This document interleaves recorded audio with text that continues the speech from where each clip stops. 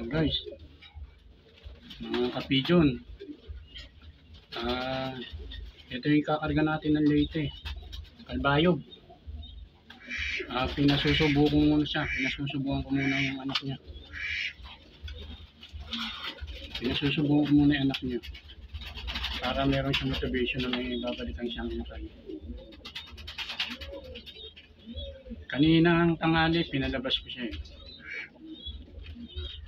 para kahit pa paano babad siya sa araw. Lahat ng tropa natin dito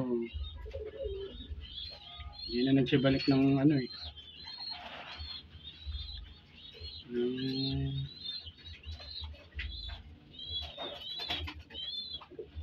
matnog. Siya naman hindi ko nakarga ng matnog